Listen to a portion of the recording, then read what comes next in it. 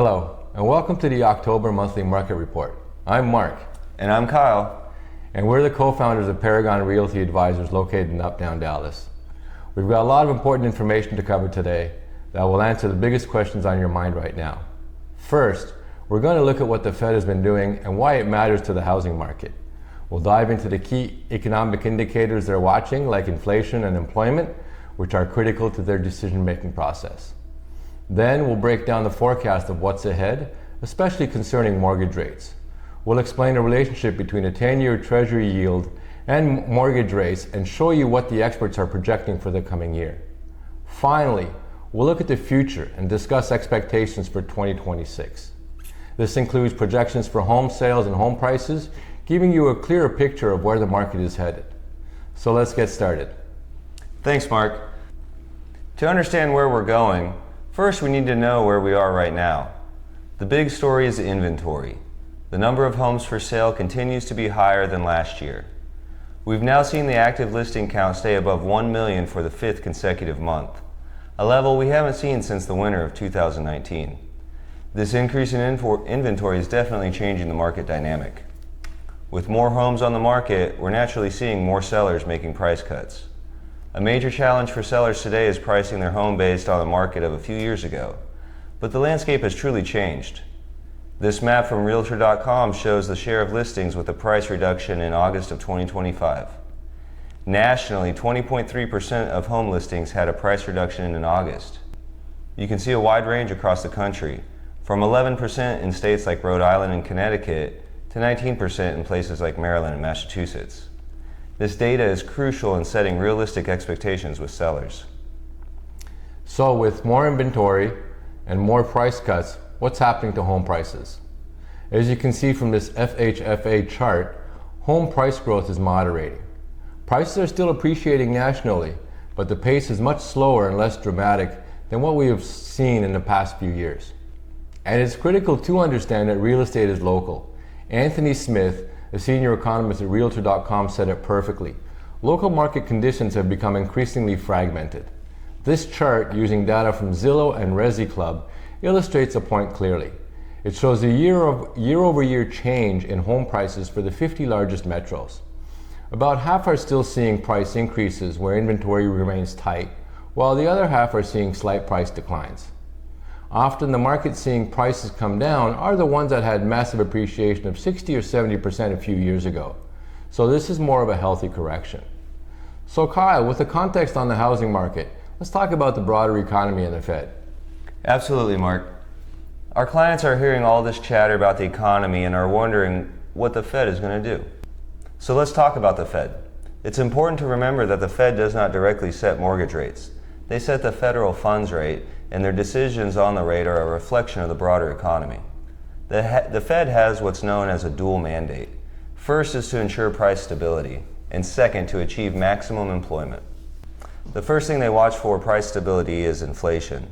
This chart shows the core PCE price index, which is the Fed's preferred inflation gauge. While inflation remains elevated above the Fed's 2% target rate, it has started to stabilize. On the other side of their mandate, they're aiming for maximum employment. So they watch the unemployment rate closely. The latest data from the Bureau of Labor Statistics shows the unemployment rate increased slightly to 4.3% in August, but is holding relatively steady. However, a more concerning piece of employment puzzle is that job growth is stalling out. This BLS chart shows the number of jobs added each month, and you can see a clear slowdown. This is a significant factor the Fed is watching as they try to manage the economy and avoid a recession. The Fed has another rate-setting decision in about 4 weeks, and as NPR noted, they would ideally like to have up-to-date hiring data, which could be complicated by the current government shutdown. All of this economic uncertainty has an impact on the public sentiment. According to a survey from LendingTree, nearly 2 in 3 Americans think a recession is coming. Furthermore, 74% of Americans admit that current events and world news affect their financial decisions. When people are worried, they tend to put big purchases like buying a home on hold. So Mark, with all that economic uncertainty, the big question for our clients is, what does the forecast look like for mortgage rates? That's the million-dollar question, Kyle. Let's look at the forecast. This chart shows projections from the 3 major industry sources, including Fannie Mae, Mortgage Brokers Association, and Wells Fargo.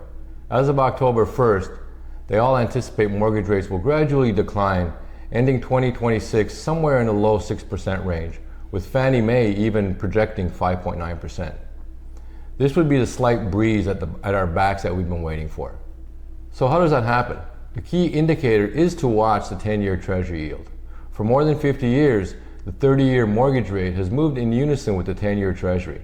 Historically, the average spread or gap between the two has been about 1.76 percentage points.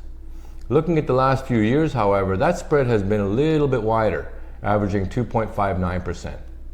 This wide spread is often seen as a measure of fear or uncertainty in the market. But as you can see, that gap has started to narrow, coming down from 2.76% to 2.1% more recently. As the path ahead becomes clearer, that spread should continue to narrow. What determines the mortgage rate is the 10-year Treasury yield plus the spread. And according to forecast.org, the 10-year Treasury yield itself is forecast to come down over the next year. So let's play this out. What if the spread returned to its historical norm of 1.76%? Based on the current 10-year Treasury yield, that would put the mortgage rate at about 5.96% instead of the current 6.3%. Now, this won't happen overnight, but as the 10-year Treasury yield comes down, the spreads narrow, mortgage rates should respond favorably. As Samir Dedi, CEO of One Real Mortgage, stated, with expectations growing for a rate cut, this could be just the beginning of a stronger housing market. And Kyle, we know exactly what lower rates mean for the market. That's right, Mark. Lower rates equal stronger buyer demand. This chart from Freddie Mac perfectly illustrates the connection. For much of the last year, the average 30-year fixed mortgage rate has kept buyer demand in the limited zone. But when rates dipped in late August and early September, we saw demand kick up into the good range. We saw purchase applications pick up and activity rose. As rates are projected to ease next year, we can expect demand to pick up as well. So with more demand, what do experts think will happen to home prices? This is from the Fannie Mae Home Price Expectation Survey, which polls over 100 economists. The average forecast, or the mean expectation, is for a cumulative home price increase of 15.3% between now and 2029. The most optimistic projections call for nearly 26% growth. But what's really interesting is that even the most pessimistic groups still forecast positive growth of nearly 5% over the next 5 years. This points to stability and a much healthier, more sustainable pace for the market. Finally, let's look at home sales. With more inventory, moderating prices, and easing mortgage rates, the forecasts from Fannie Mae, the MBA, and NAR all show the total home sales are expected to rise. We're expected to finish 2025 with about 4.8 million sales, and that number is projected to climb to 5.2 million in 2026. It's not a huge jump, but it's more transactions and a clear sign of that breeze at our backs moving us in the right direction. The bottom line is, this is a professional's market. At Paragon Realty Advisors, we bring you this report every month to give you the data and insights you need to be that expert. For more information and to see how we can help you, visit our website at www.paragondfw.com.